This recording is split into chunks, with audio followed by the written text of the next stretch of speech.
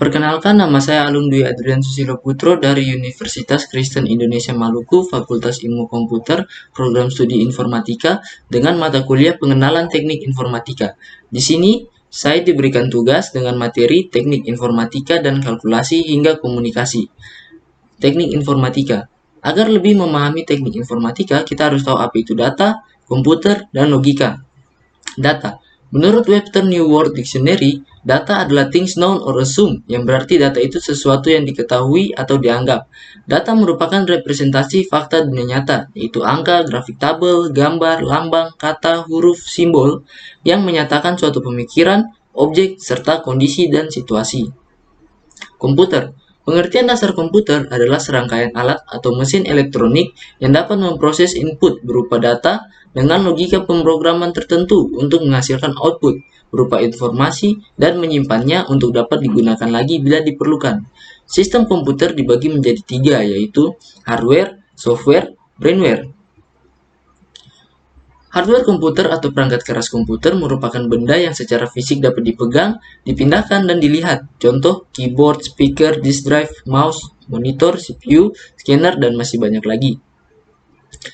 Software komputer atau perangkat lunak komputer merupakan kumpulan instruksi untuk dapat melaksanakan pekerjaan secara otomatis dengan cara mengolah kumpulan instruksi yang diberikan. Contoh dari software yaitu operation system atau sistem operasi adalah program utama komputer yang digunakan untuk menghubungkan pengguna dengan perangkat keras.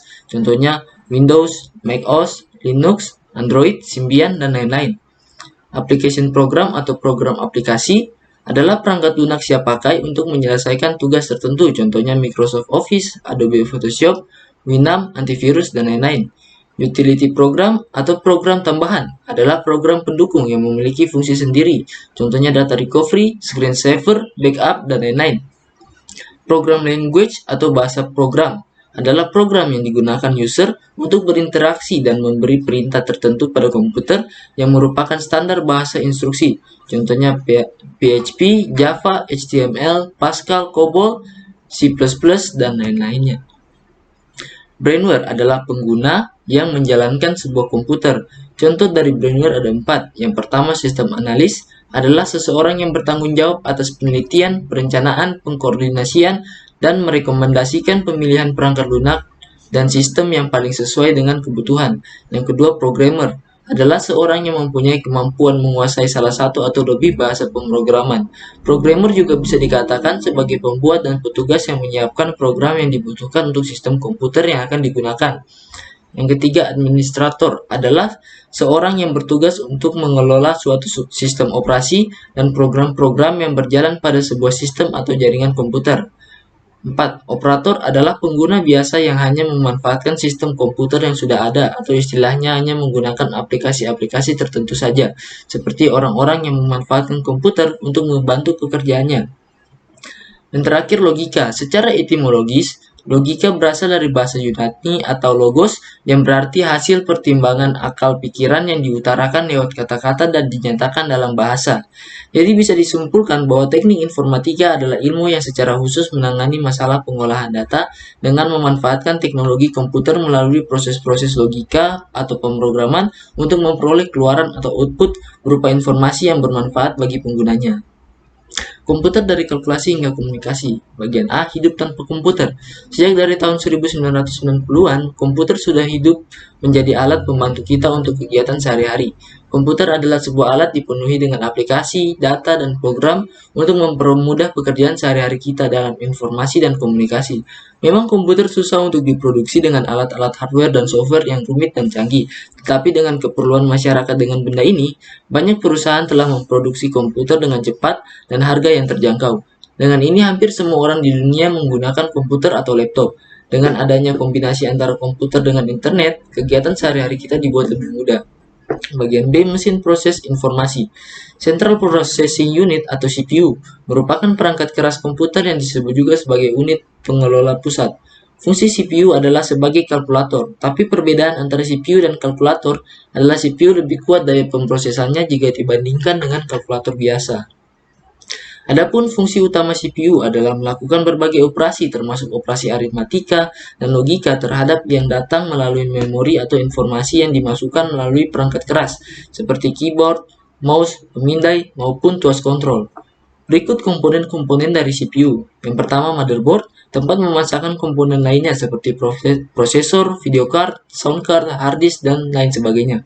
Kedua, prosesor adalah otak sebuah komputer yang bertugas memproses perintah dan logika yang diberikan.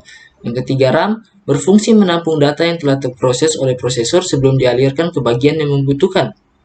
Yang keempat, video card atau VGA mengolah gambar sebelum ditampilkan ke monitor. Yang kelima, sound card sebagai prosesor audio untuk komputer. Yang keenam, hard disk sebagai penyimpanan data pada komputer. Yang ketujuh, optical disk drive untuk pembacaan pada media CD atau DVD. Yang kedelapan, power supply untuk mengubah jenis daya listrik yang tersedia di stop kontak menjadi arus komputer yang dapat digunakan. Yang kesembilan, casing sebagai tempat meletakkan motherboard, hard disk, optical disk drive, dan lainnya. Juga melindungi dari debu, panas, air, atau kotoran lainnya. Klasifikasi komputer. Klasifikasi komputer ditentukan oleh ukuran data, kecepatan pengolahan, dan tujuan khusus. Klasifikasi itu adalah sebagai berikut. Yang pertama, superkomputer adalah komputer yang memimpin di dunia dalam kapasitas, terutama kecepatan penghitungannya. Yang kedua, mainframe, komputer yang sangat besar dan mahal, dapat menangani data dalam jumlah yang besar. Yang ketiga, mini komputer, komputer yang kelasnya di antara komputer mainframe dan komputer mikro. Yang keempat, personal komputer atau PC, komputer kecil yang dirancang untuk penggunaan pribadi. Yang kelima, notebook komputer atau laptop, komputer jinjing kecil, ringan, dan lengkap, biasanya dimasukkan ke dalam tas kecil. Internet adalah suatu jaringan komputer global terbentuk dari jaringan-jaringan komputer lokal dan regional, memungkinkan komunikasi data antar komputer-komputer yang terhubung ke jaringan tersebut. Ada pula dampak negatif internet dan dampak positif internet. Dampak negatif dari internet yang pertama ialah berkurangnya interaksi sosial secara langsung, lebih banyak menggunakan gadget atau smartphone. Yang kedua, sering menunda-nunda pekerjaan atau mengerjakan tugas. Yang ketiga, masalah kesehatan, yaitu insomnia atau susah tidur, terganggunya kesehatan mata, bahkan bisa mengakibatkan penyakit jantung. Yang keempat, menimbulkan rasa malas untuk belajar dan lain-lain. Yang kelima, kemerosotan moral, konten porno, penipuan, dan sebagainya. Yang keenam, penyebaran berita hoaks, dan yang ketujuh, bahaya radiasi. Dampak positif dari internet ialah mempermudah komunikasi, memudahkan mengakses informasi, yaitu kesehatan, jual beli, dan sebagainya, mempermudah bisnis, e-commerce, hiburan, game, film, dan musik. Yang kelima, pendidikan, e-learning, e-book, dan lain-lain. Yang keenam adalah mempermudah transportasi, pemesanan tiket, dan lain-lain.